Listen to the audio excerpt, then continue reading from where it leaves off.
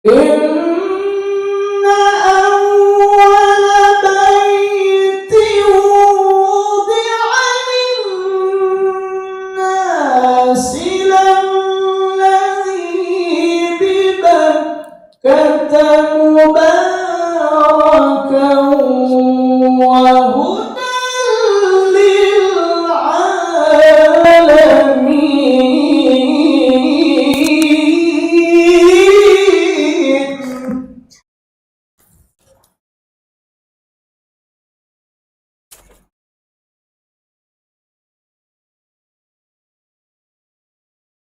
فيه آيات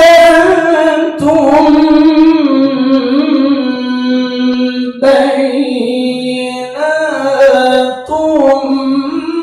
مقام إبراهيم ومن دخله كان آمنا.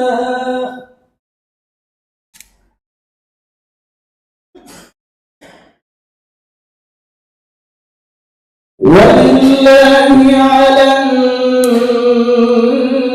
الناس حج البيت من استطاع إليه سبيلا.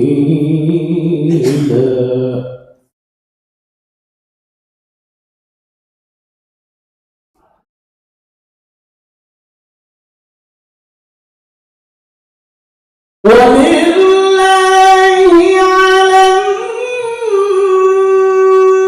الناس حج البيت من استطاع إليه سبيلا.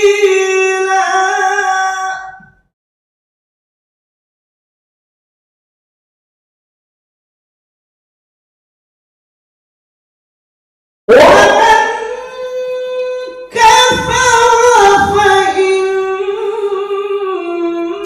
الله غني عن العالمين.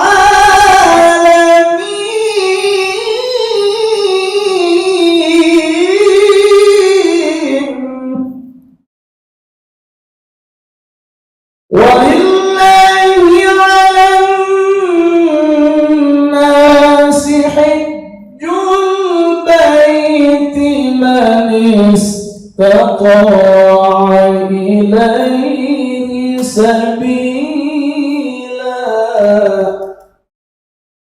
ومن كفر فإن الله غني عن العالمين.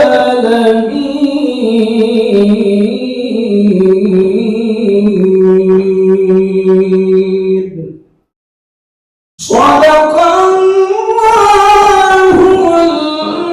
العلي العظيم.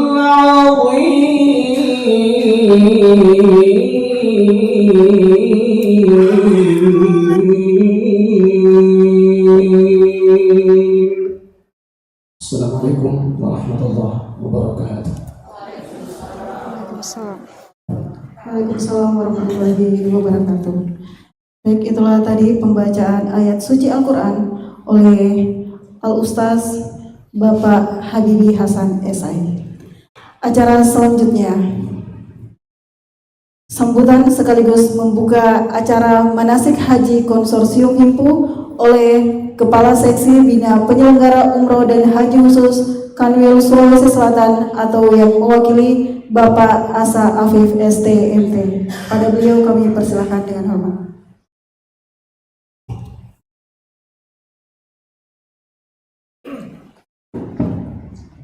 Bismillahirrahmanirrahim. Assalamualaikum warahmatullahi wabarakatuh.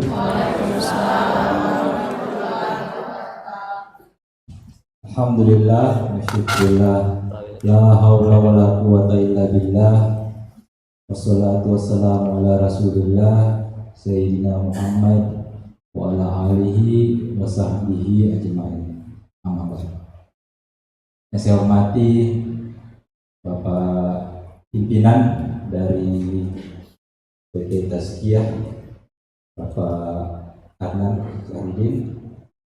Yang saya hormati Qori yang pada kesempatan sore hari ini melantunkan ayat suci yang sangat indah yang bisa kita dengarkan bersama. Yang saya hormati pula segenap pengurus dari karyawan dan karyawati PT Tazkiyah yang hadir juga pada sore hari ini, dan terkhusus kepada seluruh jemaah konsorsium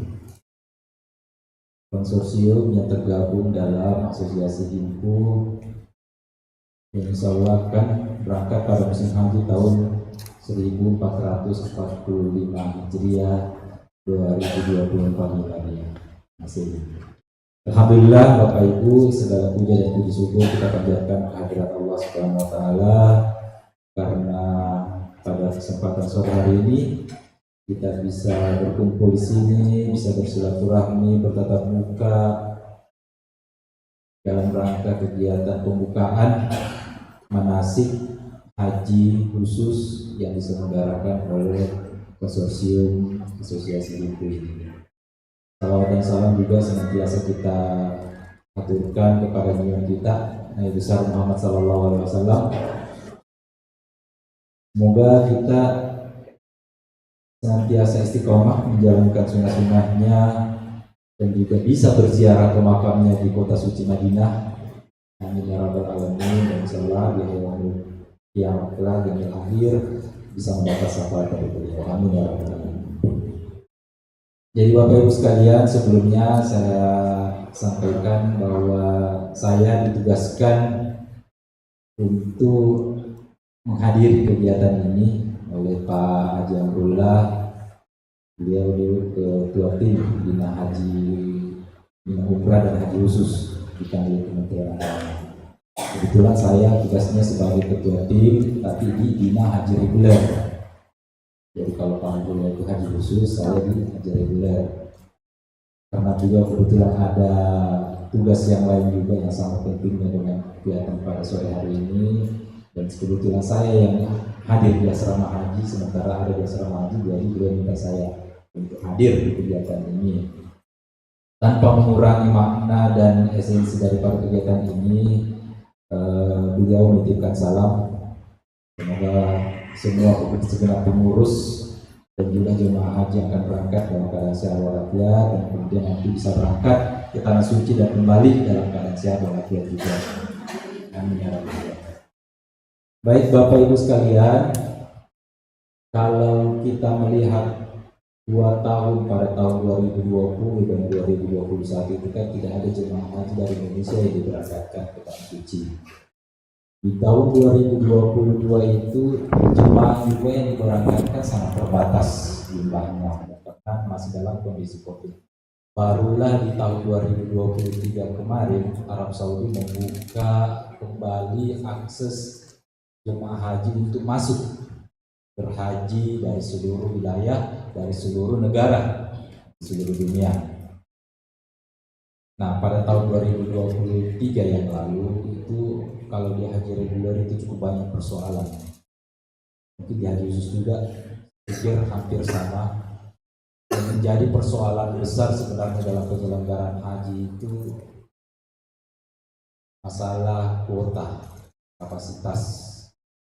Jadi karena terbatasnya kapasitas yang ada di tanah suci, terutama di Mina. Karena di Mina itu kan masih masuk rangkaian dari wajib haji mabit di Mina. Nah, di tempat Mina itu yang sangat terbatas, area-area untuk pemondokan jemaah haji itu wilayahnya itu sangat terbatas. Sehingga Arab Saudi hanya memberikan kuota yang terbatas kepada juga seluruh negara yang ada di seluruh dunia termasuk Indonesia. Nah, sekarang kita bercerita di tahun 2024. Nah, tahun 2024 ini kondisinya hampir sama di tahun 2023 kemarin.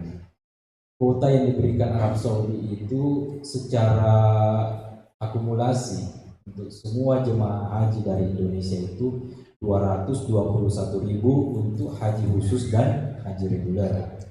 Dan juga ada tambahan kuota lagi 20.000. Nah, dari ketentuan undang-undang bahwa untuk kuota haji Indonesia, kuota hajinya itu sebesar 92% itu untuk haji reguler dan 8% untuk haji khusus. Nah, kalau kita tadi begitu 221.000 kuota haji yang dikasih berarti sekitar 203.000 itu untuk jemaah haji reguler dan sekitar 17.000 lagi untuk jemaah haji khusus. Ada tambahan 20.000. Nah, kebijakan Menteri Agama yang tambahan 20.000 itu diberikan setengah-setengah, 50% untuk haji reguler, 50% untuk haji khusus. Artinya 10.000 dan 10.000. Jadi total untuk jemaah haji khusus itu mendapatkan kuota sekitar 27.320 orang. Inilah yang dibagi ke semua travel PIHK penyelenggara ibadah haji khusus yang sudah mendapatkan izin resmi dari pemerintah untuk memberangkatkan jemaah yang terdaftar dalam travel itu. Nah, karena memang ada ketentuan-ketentuan khusus yang bisa diberikan kepada travel untuk bisa memberangkatkan. Nah, kalau tidak salah itu 45 ya. 45 bisa memberangkatkan. Kalau kurang dari itu konsorsium digabungkan dengan travel-travel lain yang juga belum cukup jemaahnya sehingga memenuhi kuota bisa memberangkatkan. Nah, Bapak Ibu ketika diberangkatkan nanti itu ada juga petugas yang akan mendampingi, mulai dari tour leader mungkin ya, seperti ketuanya. Kalau di haji reguler itu ketua kloter, mungkin di sini apa namanya istilahnya, ketua pembimbing. Ada juga mungkin tenaga kesehatan, ada tenaga kesehatan yang mendampingi. Nah, ini penting karena kalau di haji reguler itu yang menjadi syarat wajib bagi jemaah haji untuk melakukan pelunasan itu harus sudah istitaah kesehatan namanya. Tidak melalui pemeriksaan kesehatan dan memenuhi syarat secara kesehatan baru bisa melakukan pelunasan untuk berangkat. Kalau di haji khusus begitu ya, Bapak. Nah, kalau perbedaan sedikit, nah itu mungkin perbedaannya haji khusus dengan haji reguler. Nanti sudah melakukan pelunasan, baru pemeriksaan kesehatan. Nah, pada prinsipnya hampir sama. Jemaah haji yang diberangkatkan itu harus memenuhi syarat kesehatan. Karena pengalaman tahun lalu, jemaah haji dari Indonesia itu yang wafat di tanah suci itu mencapai 2024 ini, jemaah yang berangkat itu seminimal mungkin bisa ada yang wafat di sana. Ya, kita harapnya semua jemaah haji itu berangkat dalam keadaan sehat, pulang dalam keadaan sehat juga. Nah, itu sama prinsipnya. Nah, disinilah haji khusus karena Bapak Ibu memang kuotanya kuota haji khusus dan semua harusnya layanannya pun dalam bentuk khusus. Tentu saja pembiayaannya yang bersifat khusus juga. Kalau kita bandingkan dengan haji reguler itu pembiayaannya yang dibayar oleh jemaah haji itu hanya sekitar 60 juta. Kalau total pembiayaan sebenarnya sekitar 97 juta, tapi karena ada subsidi. Nah, demikian. Kalau haji khusus kan pembayaran setoran awalnya $4.000 ya, tambah biaya lainnya yang ditetapkan oleh travel tergantung layanannya. Nah, kemudian pelunasannya $80, nanti akan ada tambahan biaya tergantung paket layanan yang akan diberikan oleh perusahaan atau travel. Nah, itu yang semua harus kita catat. Harus kita catat kesepakatan kita dengan travel, layanan apa saja yang kita akan terima. Dan ini akan menjadi kewajiban dari travel untuk memberikan sepenuhnya sesuai dengan kesepakatan kita sebelum keberangkatan. Jangan sampai misalnya ada travel memberikan layanan yang tidak sesuai dengan yang disepakati. Nah, inilah tujuannya Kementerian Agama hadir untuk senantiasa memberikan pemantauan, pengawasan dan pembinaan terhadap penyelenggaraan ibadah haji khusus yang diselenggarakan oleh pihak swasta atau travel. Jadi kalau haji reguler kan diselenggarakan oleh pemerintah melalui Kementerian Agama dan instansi-instansi atau lembaga-lembaga terkait. Kalau penyelenggaraan haji khusus, ONH istilahnya biasa di masyarakat itu, semua pelayanannya akan diberikan oleh pihak ketiga atau travel yang mendapatkan izin dari pemerintah. Nah ini yang perlu kita sadari, yang perlu kita ingat, bahwa Bapak Ibu mempunyai hak juga untuk kalau misalnya, mohon maaf ya Pak Adnan, jadi ini sementara sebatas informasi juga, dan kalau saya sebenarnya kalau dari travel Taskia dan apalagi kalau dia sudah tergabung dalam asosiasi itu, saya sangat yakin sebenarnya travel ini sudah pasti akan memberikan pelayanan yang terbaik kepada jemaah yang akan diberangkatkan sesuai dengan apa yang sudah menjadi haknya. Nah, kalaupun misalnya ada kekurangan-kekurangan dari pelayanan, Bapak Ibu harusnya bisa melaporkan kepada pihak penyelenggara atau travel. Misalnya kita sudah dijanjikan paket layanan seperti ini, seperti A, tapi sampai sekarang belum terpenuhi semua. Ingatkan pengurus travel yang akan mendampingi supaya bisa menuntaskan semua layanan yang menjadi kewajiban mereka, supaya apa yang menjadi hak kita itu semua terpenuhi. Kemudian yang kedua selanjutnya juga kewajiban travel untuk memberikan selain tadi pembimbingan manasik itu sudah diselenggarakan, bimbingan manasik juga wajib diselenggarakan oleh pihak travel. Haji reguler juga seperti itu, harus mendapatkan bimbingan manasik bagaimana supaya Bapak Ibu tahu apa yang mau dilakukan di sana, apa-apa saja rangkaian ibadatan, apa-apa saja alur perjalanan yang akan kita lalui. Nah itu dalam bimbingan manasik itu akan disampaikan oleh semua pemateri-pemateri yang hadir dalam bimbingan manasik itu. Itu. Kemudian yang ketiga, jadi tujuannya itu tujuan penyelenggara haji kan memberikan pembinaan, pelayanan dan perlindungan. Tadi sudah ada pembinaan, pembimbingan, pelayanan juga. Nah sekarang perlindungan. Nah perlindungan ini dilakukan oleh pemerintah melalui Kementerian Agama dan lembaga-lembaga terkait, baik itu di tanah air dan di Arab Saudi juga akan diberikan oleh pihak penyelenggara. Salah satu bentuknya asuransi. Semua jemaah haji wajib diikutkan dalam kepesertaan asuransi. Nah, ini menjadi jaminan juga bagi kita semua kalau misalnya nanti ketika berada di Arab Saudi ada yang sakit, kalau misalnya ada juga yang wafat, nah ini menjadi tanggungan juga oleh pihak asuransi. Kan diurus semua oleh pihak penyelenggara. Nah, itu Bapak Ibu sekalian.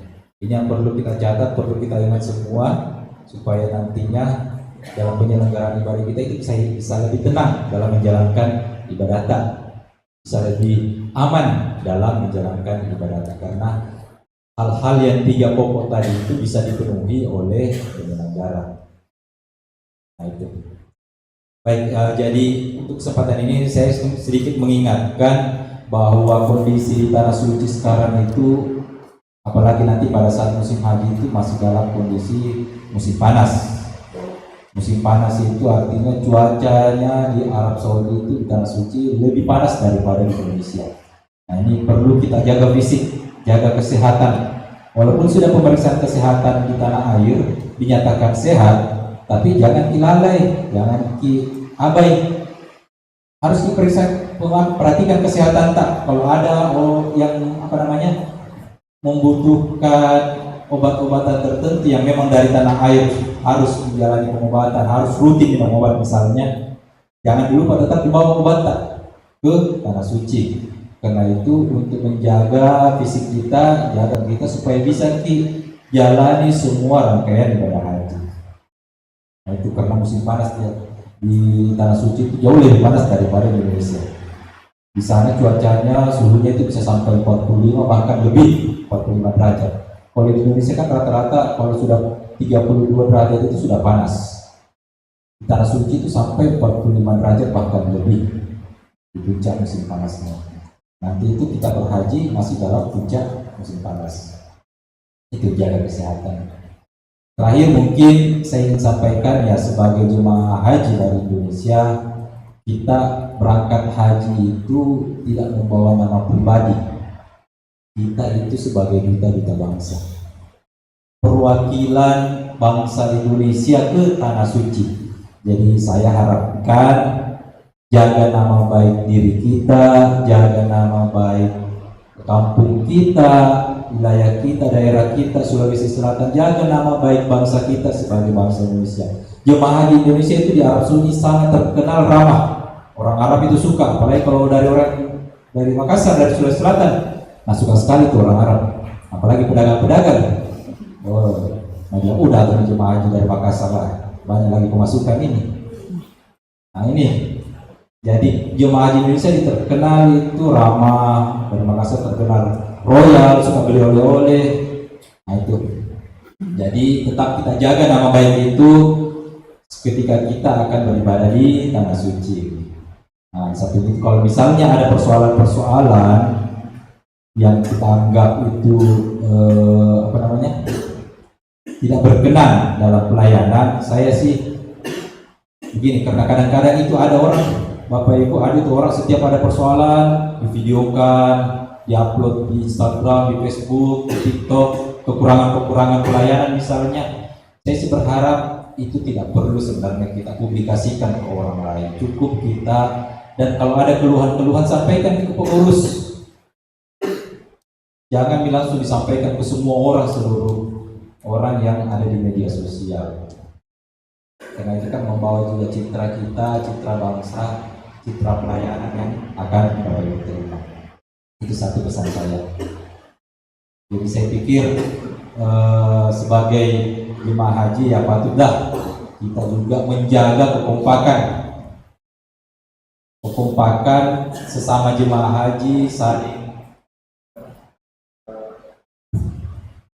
bisa saling harmonisasi, bisa saling silaturahmi, menjaga silaturahmi dengan sama jemaah, saling membantu kalau ada kesulitan sesama jemaah.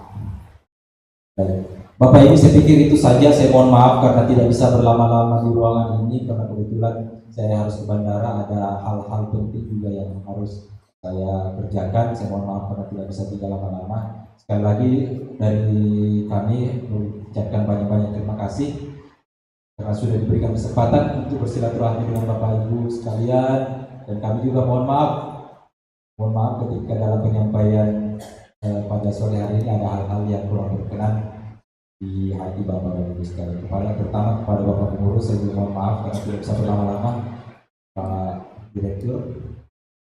Jadi Bapak Ibu saya akhiri, dan karena saya diminta membuka, jadi dengan sama-sama kita mengucapkan basmalah pembukaan kegiatan manasik dan pemeriksaan kesehatan konsorsium asosiasi himpu dengan resmi saya buka. Bismillahirrahmanirrahim. Sekian. Assalamualaikum warahmatullahi wabarakatuh. Waalaikumsalam warahmatullahi wabarakatuh. Ya, baik Bapak dan Ibu sekalian, alhamdulillah pembukaan acara manasik haji kita setelah dibuka dengan resmi oleh Bapak Asa Afif STMT. Kami ucapkan banyak-banyak terima kasih, Pak. Baik, selanjutnya sambutan dari Managing Direktur PT Tazkiyah Global Mandiri, Bapak Haji Adnan Syahruddin SPDI MPR. Silakan.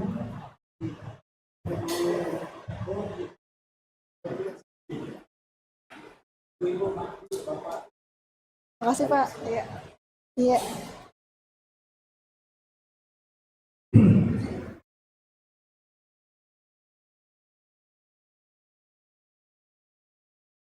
Assalamualaikum warahmatullahi wabarakatuh. Bismillahirrahmanirrahim. Walhamdulillah. Wala ilaha illallah wallahu akbar. Wala haula wala quwwata illa billahil aliyyil azim. Pertama-tama puji dan syukur kita bersama panjatkan kepada Allah Subhanahu wa taala karena hari ini alhamdulillah kita akan melaksanakan kegiatan pertama kita sebagai jemaah haji. Apa itu? Manasik dan pemeriksaan kesehatan. Bapak-bapak, ibu-ibu yang dirahmati Allah Subhanahu wa taala, perlu kami sampaikan bahwa nanti total jumlah jemaah yang akan berangkat tahun ini melalui konsorsium itu berjumlah 207 orang. Ada yang bertanya, Ustaz, kenapa disebut konsorsium? Kenapa tidak dibilang Tazkiyah yang dari Tazkiyah ya? Kenapa tidak dibilang Pakto yang mendaftar di Pakto? Kenapa tidak dibilang Anmar yang mendaftar di Anmar? Karena persyaratannya untuk membawa nama sendiri itu jumlah jemaahnya harus 45 orang. Tazkiyah alhamdulillah tahun pertama haji buka jemaahnya Tazkiyah hanya 3. Tapi dipercayakan berangkatkan sekitar 120 orang. Tahun lalu jemaah kami hanya 11, tapi dipercayakan memberangkatkan 200 orang. Tahun ini pun jemaah kami tidak sampai sekitar 45, tapi dipercayakan memberangkatkan 207 orang. Kenapa ini penting? Karena di dalam ada yang tadi purin lagi narampe masuk kakak.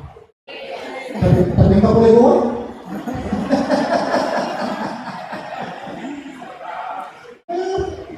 Coba paham bahasa kita. Kenapa?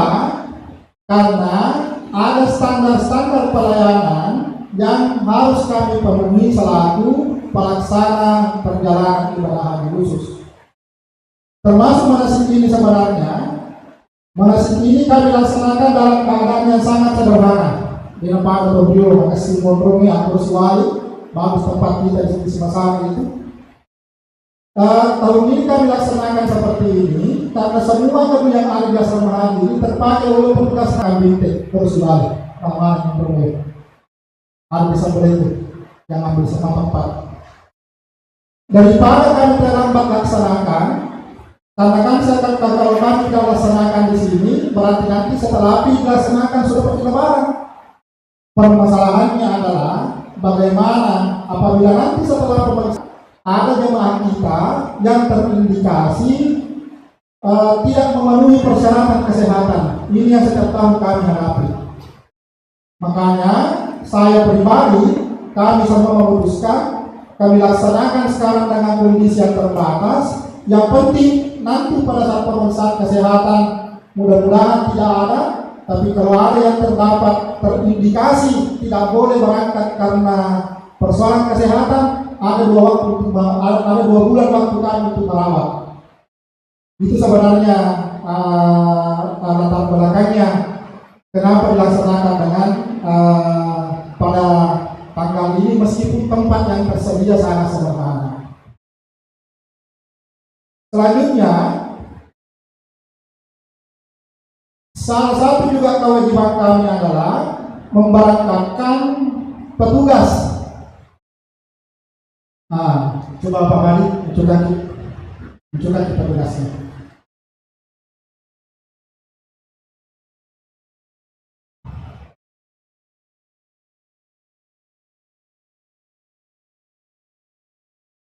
Untuk petugas yang akan mendampingi bapak-bapak, ibu-ibu, jadi ada 2 macam petugas yang akan dampingi nanti. Ada yang disebut dengan tim pembimbing haji, ada yang disebut dengan tim kesehatan. Untuk tim pembimbing haji, ini adalah koordinatornya. Inilah yang kami berikan tanggung jawab sebagai ketua tim pembimbing haji. Beliau bernama Dr. Kiai Haji Salahuddin Ayyub Fakhruddin LCMA. Jadi pembimbing haji itu Pak, Bu, itu tidak boleh orang sembarang diberangkatkan. Kenapa? Karena jangan sampai ada hal-hal yang salah dalam pelaksanaan ibadah, kemudian itu menyebabkan ibadah tidak diterima, ternyata ditanggung, dia tanggung. Makanya yang berangkat pembimbing haji itu tidak boleh sembarang. Nah, yang ada teman di depan ini, beliau sudah membimbing haji puluhan tahun, 24 tahun. Beliau pendidikan agamanya memiliki semua pina pesantren yang kuasa dia. Kemudian melanjutkan pendidikannya S1, S2, S3 di Al-Azhar Kairo Mesir. Apa artinya? Beliau memenuhi semua syarat untuk membimbing bapak-bapak, ibu-ibu melaksanakan ibadah haji. Jadi semua hal-hal yang berkaitan dengan ibadah haji tanya ke pembimbing tak. Jangan bertanya sama tetangga. Jangan bertanya sama orang-orang yang tidak punya kapasitas. Lalu taruh utara kurung, ambok. Apa dibaca kotomilo? Apa dibaca itu kalau mau kasih masuk bagi di kubur. Maka ambil kisah jalan. Aku rasa sudah. Ambil kisah jalan kalau sudah. Ini kecampur-campur jadi Pak Bahasa Inggris. Masa Pak Ruh kasih waktu tanah. Ambil sajadah, kemudian simpan sajadah itu di tengah tempat tidur. Nampak membaca ye. Awe. Ada simpan itu. Apa artinya sekali lagi? Semua proses ibadah ada yang bertanggung jawab. Siapa itu? Petugas pembimbing haji yang insya Allah nanti ini yang menjadi koordinatornya. Dr. K. Haji Salahuddin Ayyub Fakhrudin. Ada yang selanjutnya Pak? Ada senior kami, kakak kami, orang tua kami, Bapak Haji Masudi Aras LC. Ekor orangnya membimbing satu betul-betul, dia alena beli membimbing dukun seratus. Beliau membimbing. Ada Pak Masukin, ada Pak Ustaz Masukin nanti yang akan membimbing bapak-bapak ibu-ibu. Yang sekali lagi kalau bicara pengalaman dan pengetahuan, insya Allah tidak diragukan itu. Beliau berdomisili di Sekang, orang Bugis, tahu gitu. Selanjutnya lanjut. Ini Bapak Haji Herman Suparman, Tau Jakarta ya. Kenapa orang Jakarta Ustaz? 207 jemaah yang orang bahasa itu sekitar 120. Sisanya orang di sana. Ada Bapak Haji Syarifuddin Rosdiaman, orang Sopeng tapi tinggal di Jakarta. Dr. Wahyudi Muhsin SH MKes, beliau ini selaku tahun 2017 saya ada pengalaman jemaah dari Parepare, orang tua perempuan selama di sana itu mengalami kuat sekali. Bayangkan kita pergi ziarah Madinah, dia sempat naik di Jabal Rumah di Gunung Pemana di Gunung itu. Kita masuk Mekah, orang tua ini sempat naik ke Jabal Rahmah, lari itu kuat sekali. Nanti setelah masuk ke hotel transit itu 4 hari untuk persiapan wukuf, masuk di sana tiba-tiba beliau itu sakit. Dan sakitnya tidak main-main karena membengkak pembuluh darahnya mulai sampai di sini. Nah waktu itu saya dipanggil oleh Pak Dokter sini yang waktu itu membimbing, beliau baru berangkat. Saya telepon, tapi ada kena makan ini membantah. Kita selama di sini tidak mau mengaku, tidak ada Pak, tidak ada. Saya bilang pasti ada. Akhirnya mengaku dia mengkonsumsi jamu penambah stamina 2 bungkus per hari. Pantas mengalah, pantas kuat, tapi hasilnya apa? Overdosis. Akhirnya masuk tadi persiapan wukuf 4 hari di situ. Hampir tidak berangkat wukuf. Terpaksa kami sampai menentukan istilahnya itu. Artinya apa? Hati-hati konsumsi obat-obatan. Kalau tadi masalah ibadah konsumsi sama pembimbing, kalau masalah kesehatan konsumsi sama dokter tak. Karena dokter yang berangkat itu bukan juga dokter bohong. Beliau itu pimpinan rumah sakit di Ramsana. Ada nanti Dr. Rusdi, beliau itu pimpinan Rumah Sakit Daya dulu. Pernah menjabat Kepala Dinas Kesehatan di Sulawesi Selatan. Artinya apa? Semua petugas yang kami berangkatkan itu mempunyai kapasitas yang bisa dipertanggungjawabkan. Jadi jangan sembarang orang kita tanya tuh. Kalau bilang Pak Dokter tak begini, jangan ditanya tetangga. Kalau bilang Pak Ustaz begini, jangan ditanya tetangga. Karena apa? Karena kami lah yang bertanggung jawab penuh terkait dengan program TAP semua. Apalagi yang perlu kami sampaikan, bahwa sebagaimana tadi disampaikan oleh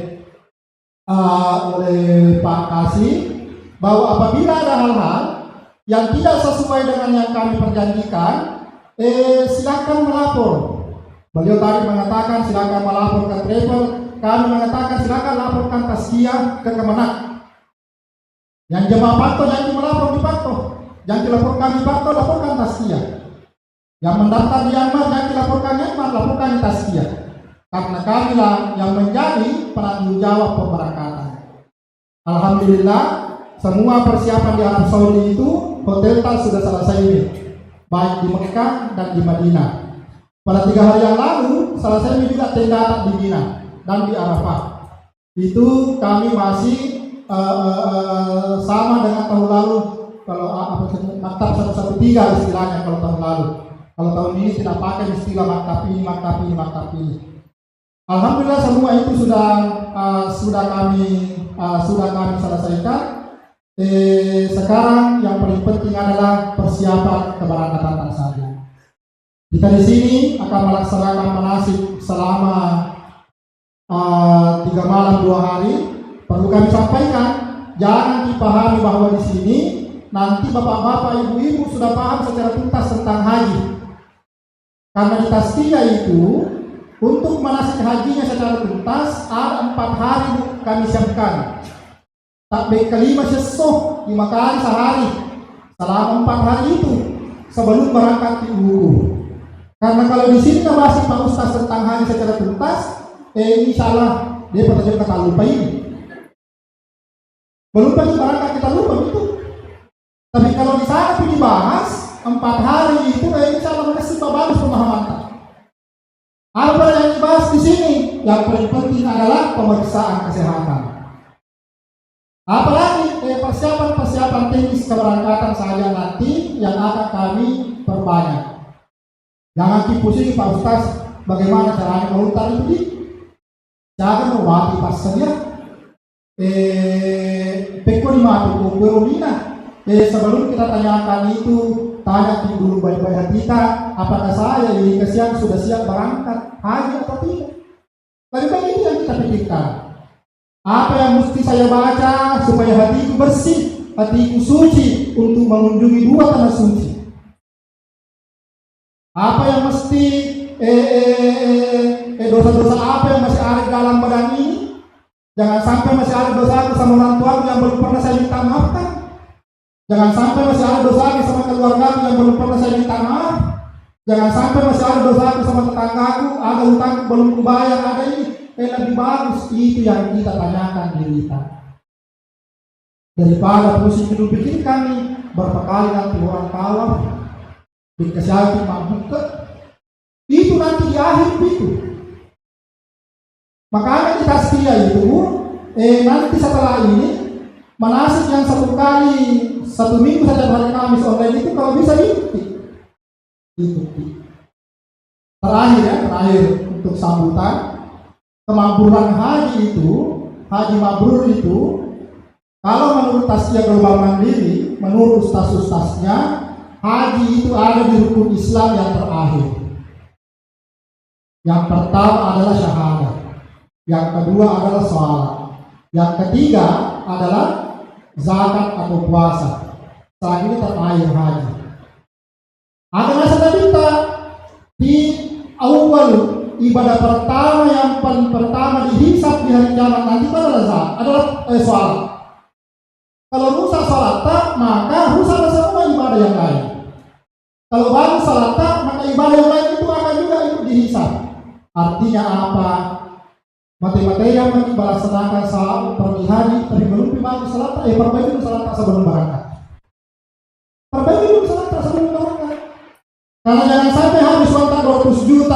habis tenaga di sana, makan obat, makan ini, tapi salah tak hancur-hancuran. Tapi kok caranya? Bagaimana caranya itu? Masih ada juga rukun Islam pertama. Apa rukun Islam pertama? Asyhadu an la ilaha illallah. Semua ibadah tidak akan diterima kalau penyakit hati yang ada di dalam hati ini itu belum bersih betul. Apa penyakit hati? Riya misalnya, syirik kecil. Apa itu riya?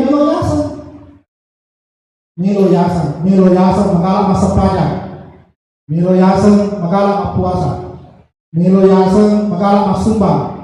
Mau dibilang berangkat haji khusus lagi, hati-hati tidak diterima.